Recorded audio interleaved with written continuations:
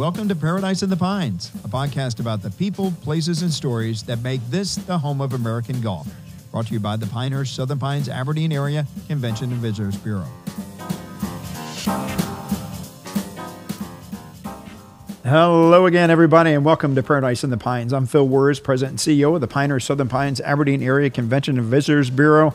And this episode, we got a really cool guest, somebody we wanted to have on for quite some time.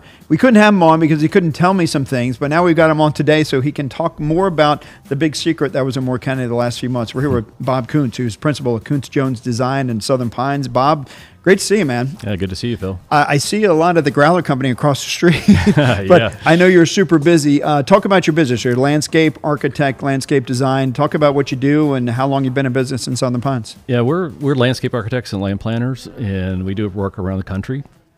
We started the firm in 2013. I moved to Southern Pines in 2001 to work with another firm here. And the downturn switched things around and went to work for a local civil engineering firm and then started my own business in 2013. Looking at your website, You've done a lot of great projects in Moore County and obviously you said around the nation as well. We'll get to some of that, but talk about, you started this, you moved here in 2001, started the business in 2013. A lot has happened in Moore County. Talk about some of the things that were, what you experienced when you first moved here and what we're seeing today. Yeah, we actually moved from Washington, D.C. So it was, Northern Virginia, Alexandria. Yeah. And, it was quite a culture shock when we first moved here. I had a difficult time getting my wife to move here. Right. Is she from Northern Virginia as well? No, we're both from rural Delaware, okay. but near the beach, in Rehoboth Beach, gotcha, in that okay. area. So we grew up there. We did like the rural nature of this, but my wife also was like, "There's no beach. Where's the target?"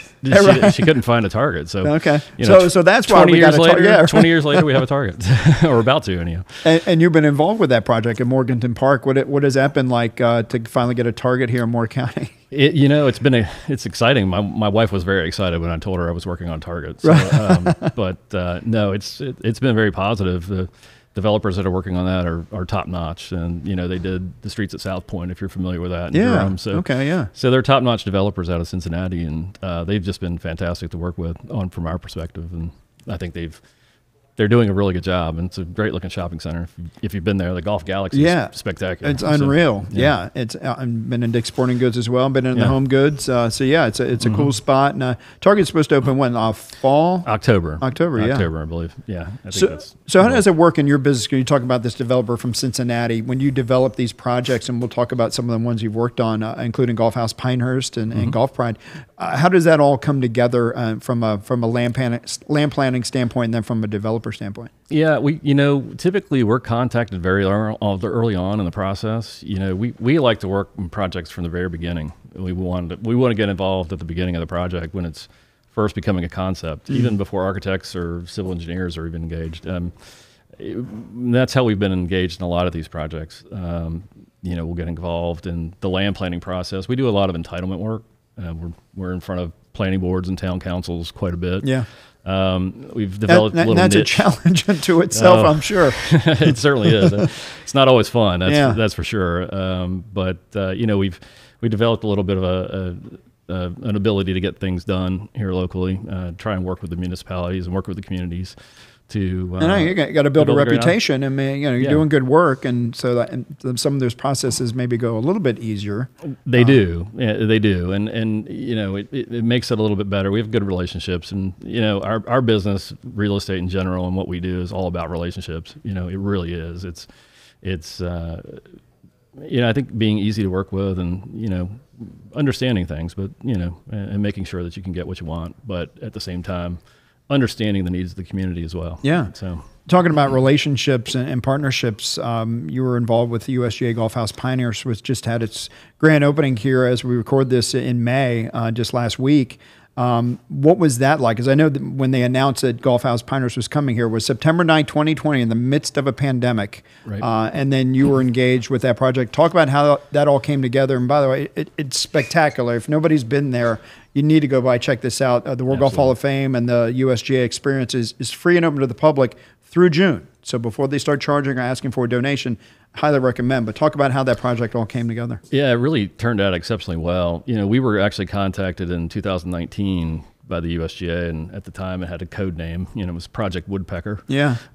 So we were engaged to put together some preliminary concept plans to look through the zoning applications, figure out how to get that project completed as they were working through the state agencies and things like that. So, it was a lot of fun to work with the USGA. Their vision and what they're bringing to the community is just pretty amazing. And, that World Golf Hall of Fame coming in after, several months of working through that process. But no, it was great. We worked on concept plans, worked with Clearscapes, the architects out of Raleigh, who have been fantastic to work with. The entire team there, working with the USGA, they've just been wonderful to work with. And just very excited. We were ecstatic when we heard, oh my gosh, the USGA is coming. First of all, that was exciting, and then hey, we might get to work on this. It was very exciting for us. So at what point, like, you get the concept and you design something, and then Clearscapes get involved? How does that all work? Because I'm sure you put the design for the building together, but who actually designed, say, the World Golf Hall of Fame?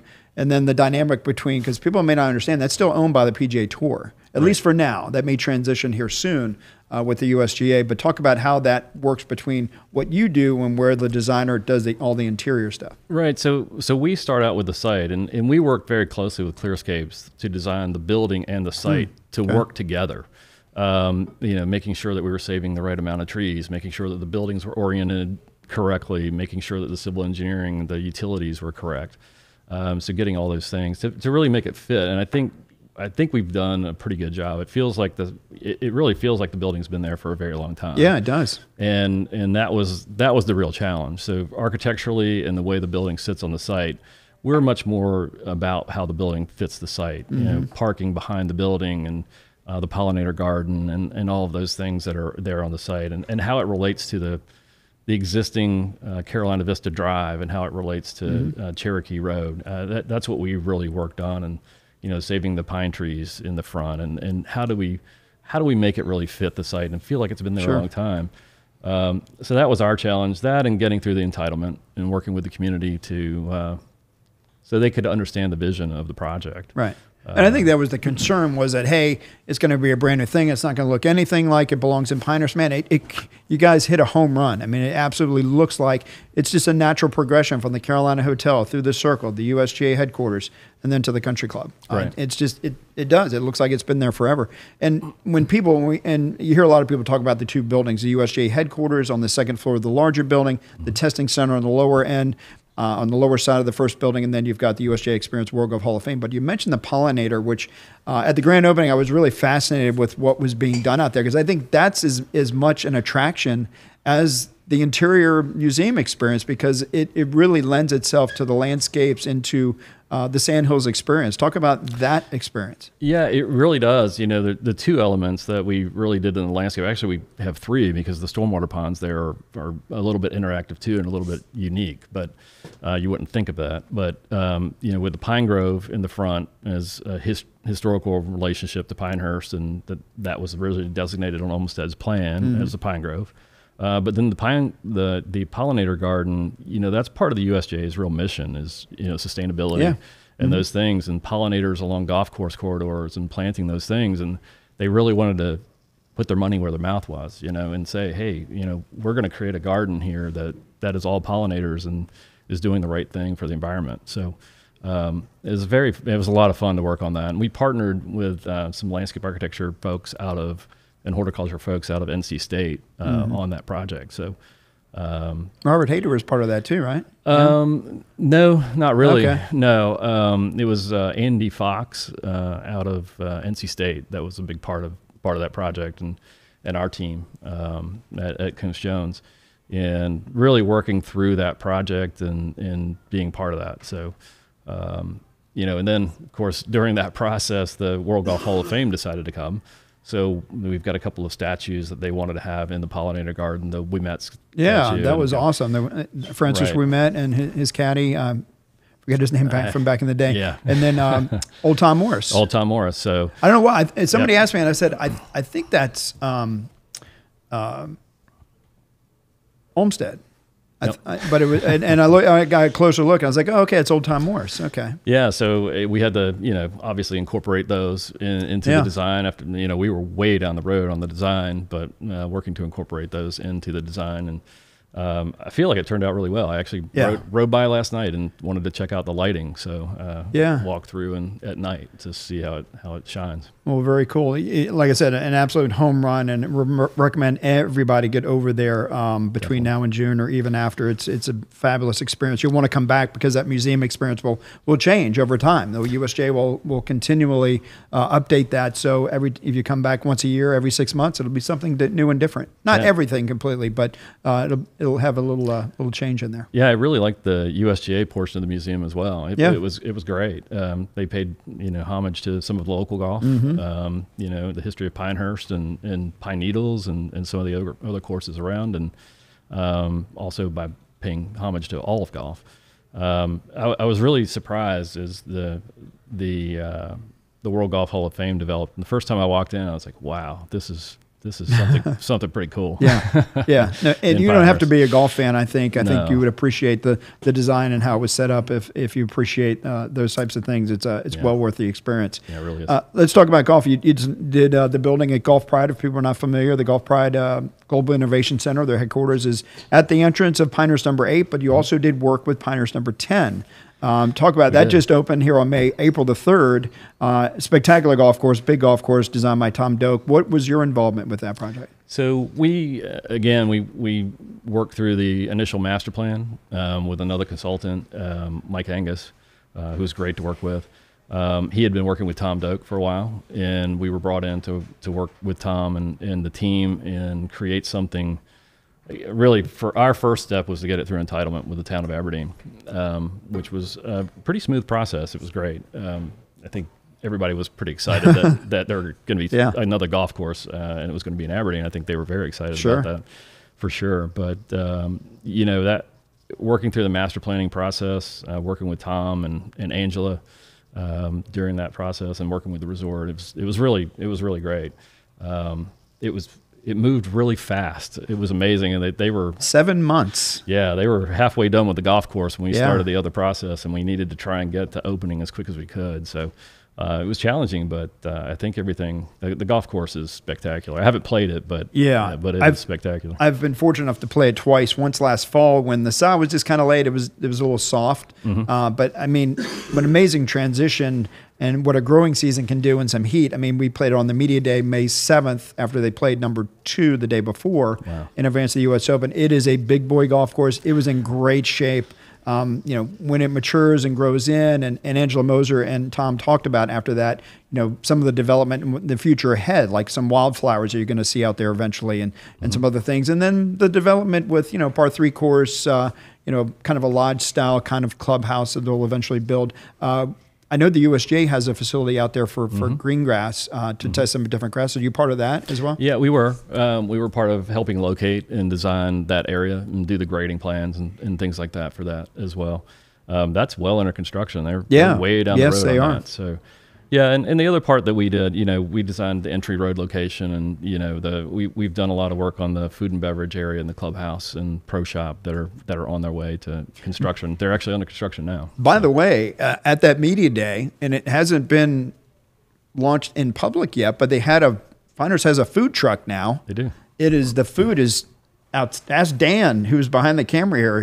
He had lunch out there. You had lunch out there that day. It was a spectacular lunch. But they're going to take that around town a little bit. And I encourage you. I forget what the name of the food truck is, but it's Pinehurst Resort. They have all kinds of markings on it. Really cool. You'll recognize it's Pinehurst Resort, and they did a great job with that. I mean, for a food truck concept, which is obviously huge at Red's Corner here and around town. It's pretty cool. Yeah, it's funny you say that. We were actually talking in the office yesterday. We're, hey, where should we get lunch? And we go to number 10. We had been out, and it smells really great. So we hadn't tried it yet. We were like, hey, let's just go over to number 10 for lunch. Yeah. But we didn't. We didn't have time yesterday, but maybe we will today. I don't know. Well, we've had Mr. Pashley on the podcast a couple of times, and there's 1,000 acres out there, as you know, and Pinehurst number 10 was about 250, 230 acres. So, asked him about future plans. It's like, well, maybe another golf course. He's like, well, do the math. I mean, 230 acres, we've got this amount left. eventually there's going to be, you probably can't talk about it, but I mean, there is going to be future development, obviously, and you're probably very much involved with that. Well, we have been involved. We did the original master plan and the entitlement, so there are still some things that are in the entitlement that are permitted out there, and I'm sure at some point the resort will realize that vision, the full vision of the course. I will say, that's the other side is the old pit property for the most part, the part that was really up and down, lots of contour and things like that, spoil piles. So it could be a really unique golf course. I think the pit was, for its time, it was a unique golf course, and I think the land lends itself to something pretty spectacular over there.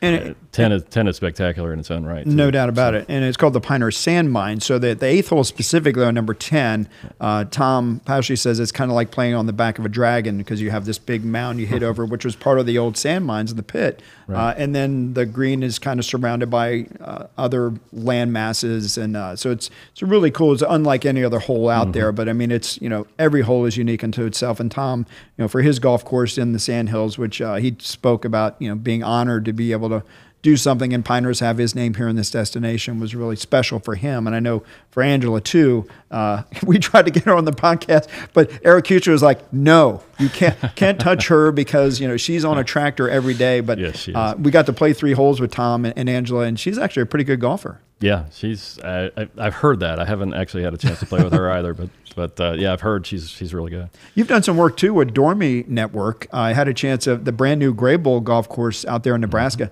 I saw you the other day, and I mentioned how I saw this picture from there, and I just envisioned I don't know what Indian tribes are out there, but I could see back in the day where, the Indians would be on this mound in the middle of nowhere with no trees in the middle of the Great Plains, just incredible land to work with. And you talk about how it's like finding a frame of reference where there are no trees, it's kind of a depth perception kind of thing out there. There's no sense of scale at all. The dunes out there are just, they're really big, and there's nothing to see. There's no trees, there's nothing. So, as I was driving out, I thought, oh, these dunes are 10 or 15 feet high, maybe 20 feet high. And you get down in the bottom of some of the dune areas and you realize they're 50 feet high, 60, 70 feet high. And that area is known as the Sandhills as well, but in Nebraska. So it's just, if you hear the Sandhills, I mean, sometimes it's not North Carolina. It's the area where Dormie has Graybull now. Yeah. Talk about that course. Very different landscape there. It's like the moon. I mean, it's like, it's pretty amazing. But that course is being designed by David Kidd, and looks like it's going to be a pretty spectacular golf course. The dunes and just the landscape is pretty amazing. So, I think, I don't know. It was just an amazing place to work. It really was. And some people might wonder why Nebraska, but Dormie is headquartered in Nebraska. The Dormie Club folks are out of Lincoln, Nebraska. And they wanted to build, this is their first from scratch golf course. So everything else had been a purchase of an existing golf course. And we've been working with them. When they bought the Dormie Club, we started working with them and worked with them through that golf course. And then we've worked with them on all 7 of their golf courses. So in New Jersey and outside of Atlantic City, we've worked in Indiana with them. Their other course at Arbor Links in Nebraska, and then their Briggs Ranch in Texas. So we've done a lot of work with those guys around the country. A lot of fun stuff, but the Nebraska course was from scratch, was pretty unique. That's awesome experience. Now, you had experience in golf course design specifically? We don't do any golf course design. I think when I went to college, I sort of thought about landscape architecture. Oh, a lot of landscape architects become golf course architects, and then I realized that's not exactly what I want to do. But we've done routings. I've worked with a lot of the top golf course architects. Working around the subdivisions and the amenities around the golf courses. So, been doing that for my entire career. Actually, I started working in Ocean City, Maryland, and I did a course with Pete Dye and PB Dye there called Rum Point, and did a course with Art Hill's group, Lighthouse Sound. So we were working on quite a few courses there, and that was my first job out of college. So I've been working on golf course, related projects, but we try not to do any golf course design. We don't market it. One of the guys that works at our office worked for Jack Nicklaus in Asia, and another one of the guys actually worked for Robert Trent Jones Jr.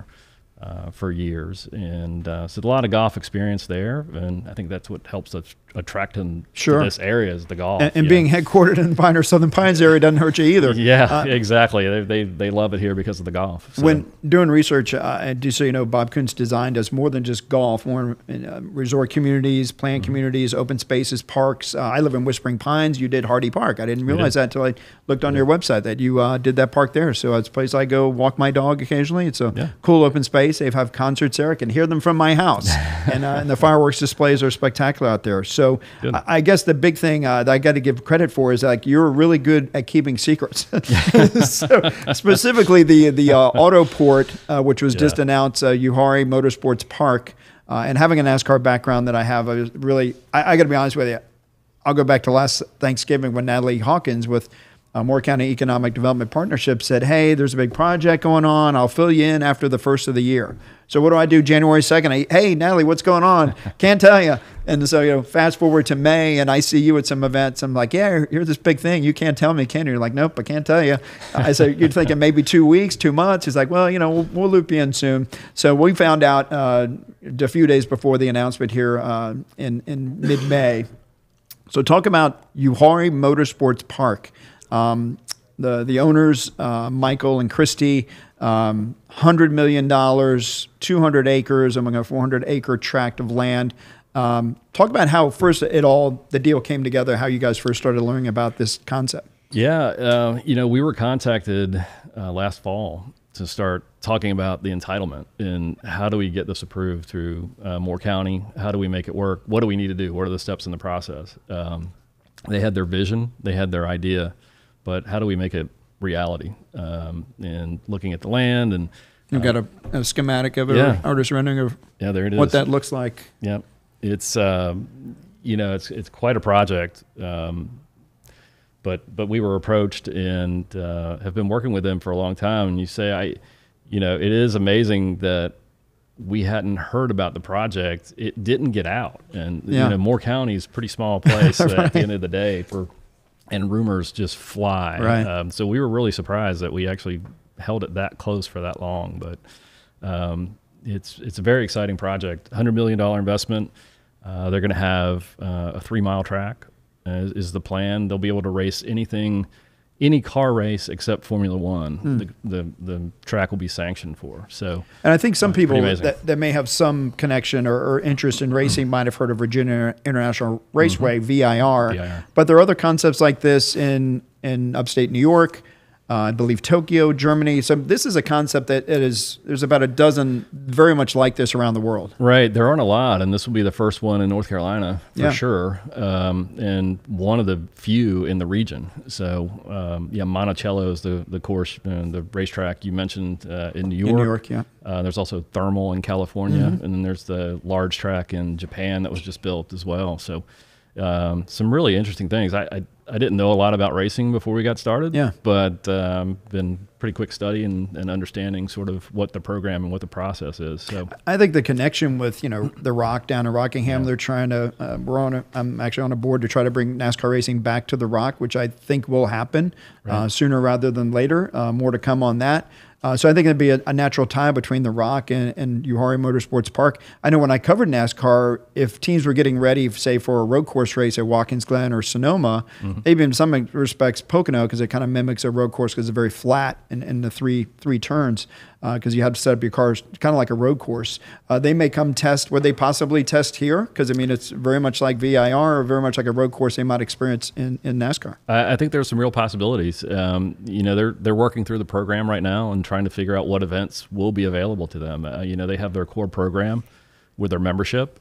You know, they're going to have garage condos there that will range anywhere from 2 cars to 16 cars for folks to have. I like my 1 car, but yeah, if you got 16, good for you. Yeah, I can't imagine having 16 Lamborghinis that I want to bring, you know, and sit in a garage. But, you know, they'll have a small accessory facility with the restaurant and some other things there too. So I think for the general public, for the everyday guy, you know, or lady, you know, to go out. I mean, it's a private motorsports park, but it will have public events.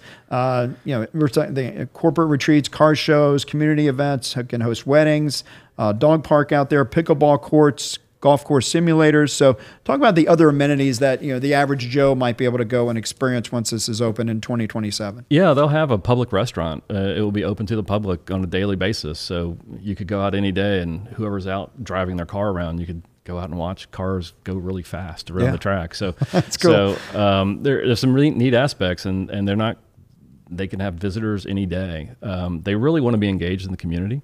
So they want to do events, charity events, walking events, charity drives, things like that could happen on the track. So running events. Yeah. It's a 3-mile track. There's 3-mile asphalt track. So there's a lot of opportunity there for community events. Not to mention the sanctioned events that they will have there too. The San Luis Motoring Expo, which happens here every Memorial Day weekend, brings in dozens of people for hundreds of room nights from across the country. Yeah. They typically would go on a drive on Saturdays before their big event in the village on Sunday, which is free and open to the public. Right. I think this would be an excellent opportunity for them to take advantage of that for sure. Yeah, I agree. I think it's just something unique for Moore County. It's unique for a lot of areas. Yeah. There aren't that many of these, so I think it will have an international draw, but I think it will also have a huge regional draw.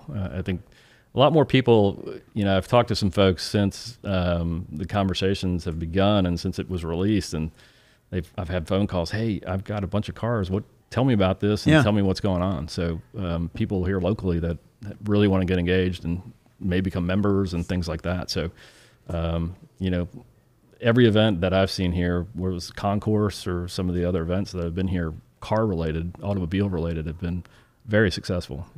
So I think that's here. Well, we look forward to this project. I know when I found out about it, I could have written down 30 different things that I thought it was going to be, but it wasn't this. Not saying that that's a bad thing. This is going to be a great thing and a great thing for economic development. I'm sure Natalie is very thrilled as well. And and like I said, it's great not just for Moore County, but for the region as well. Yeah. Let's kind of think about, you've been here for 20 some years. Let's think about like the next 10, 20 years. The future of this destination, we're going to grow exponentially to about 170,000 people by 2047, next 25 years. What do you see? And I know one thing from a tourism standpoint, we're the home of American golf, but one of our hashtags is golf and so much more, because, we try to focus on the future of this destination, not just from a golf standpoint where we think there will be definitely some growth in that industry, because that's our DNA, that's who we are. But like things like we've talked off camera about, an amphitheater, what do you see? What do you think those amenities will be that the people of Moore County can enjoy, that tourism from, if we can get an increase of our occupancy tax to be part of tourism product development, can be a part of in the future to leave things as a lasting legacy in Moore County? Yeah, I think the future is very bright. And I think, one of the things that, there's been a pushback toward growth recently a little bit. Yep. But I do think that community leaders all the way back to the beginning of, planning and zoning in Moore County, the municipalities and others have had a real vision, and they've paid attention to the planning over time. It wasn't, Southern Pines didn't just happen. Pinehurst didn't, it didn't grow the way it's grown. It didn't just happen. It was because of the leadership from the 90s, late 80s, early 90s, that really put things in motion to keep this place going and growing. And I think there's been a lot of recent planning efforts in all the communities about, okay, what is next? Yeah. I think we want to be in a situation where, like, we don't want to get to 2030 and say, I wish we'd have done that back in 2024. Exactly. We got to be thinking about those things now. Where do we want to be? And we know where we are now. Where do we want to be? Yeah, and it's really important to balance the quality of life that we have here in the community, and what the needs are of the community. Yep. Growth projections, we're looking at, last statistics I saw is by 2050 we would be about 170,000 people. We're about 107 now, so that's a lot of growth over the next 25 years. So how do we maintain the character and the quality of the community? And I think the steps are in place. I think there's a focus in the communities on green space, open space, trails, all the things that really make the community great. And I think we're getting some of the really good retail opportunities. We're getting the tourism opportunities. There are things culturally that are going on, that strong arts here in the community. So lots of things are happening that I think it's why people have found Moore County as a whole. And I think it's just the sky's the limit for the area. With those growing pains, I talked to Senator McGinnis, who's on the Transportation Committee. So we know immediately after the U.S. Open, there's going to be about a 10 or a dozen highway projects that are going to be ongoing. He said for a couple of years, it's going to be a little hard to get around Moore County a little bit. But again, that's part of the vision, part of the growing pains. I know there's a water issue in Carthage, infrastructure in the northern end of the county, where this project, the Motorsports Park, is going to impact Robbins. I know Clint Mack's very excited about that and what's going on there. How does that grow? How does Deep River, I know with the dam there and the water sport opportunity there. I even said it'd be great if somebody put a tiny home community on Deep River where you've got hiking and biking and fishing and maybe skeet shooting, having that vision for, sensible growth and to do things the right way so it doesn't make a huge impact on people's lives, but still maintain the quality of life. That's the balance. And where I talked to Reagan Parsons, the town manager of Southern Pines, and his compadres at the other towns, say, I don't envy your job because you have to have that vision, and not everybody's going to agree with it, you have to say. Right, and I think we have to get to that balance where it's not no growth. That's not a great idea either. It's how do we manage it, and how do we get it right? And I think everybody has their own opinion on that, but I think managed growth and not managed from a speed perspective, but just having good ordinances and good documentation and what's the vision and where do we want to go, and then let it happen. I think that's how we got to this place, because like you said earlier, when I moved here in 2001, it was a very different place, vastly different than it is today, and I think the growth that we've had has all been positive. There are some negatives, but overall it's been a very positive growth. Just steady growth. Nothing has gotten completely out of hand. But I think it's continuing on that tradition of Moore County and growth in Moore County is what we need to continue to focus on. I always like to ask this to people that are residents of Moore County and they come on the podcast and talk about I see you at the Growler Company, and we're right across the street from there's known as the Krausen Building. I call it the Growler Building because Jerry Bateman has the Growler Company there, and we drink a lot of beer there. Well, I've kind of cut back. I lost 32 pounds since December, so I'm cutting back on the beer, and I think you did too. I did the same thing. So Jerry's like, "Where are you at? Where are my drinking buddies?" So, but talk about your favorite places where you and your wife like to go to maybe have a cocktail or go have dinner, and especially for people coming for the U.S. Open here in a couple of weeks. What do you recommend? Yeah, obviously we spend a lot of time at the Growler Shop. Our office used to be a block from here, and we would go to the Southern Pines Tap House on Pennsylvania as well. Because it was so close. And one of our favorite places, because we live in Pinehurst, we spend a lot of time at the brewery over there. We really do. We probably go at least once a week and have dinner and a couple of beers. The beers are great. And that place, we really like that place. Even Tom Patrick said, I never thought it would be as successful as it was. It plays prints money. And so they do great. And the beer is fantastic. The brisket's great. Even the pizza. I mean, the pizza is really good too. Yeah, no, I agree. And it's just become a hangout spot for my wife and I. Whenever we have friends in town or we've been recruiting new folks to come work for us, and we always take them to the brewery, and they're just blown away by that place. Well, I know it's going to be packed during the U.S. Open, so we encourage everybody to go try other places in Southern Pine. Hey, the Buggy Factory, we record this, it's May 22nd. It's the opening day of the Buggy Factory by Southern Pines Brewing Company.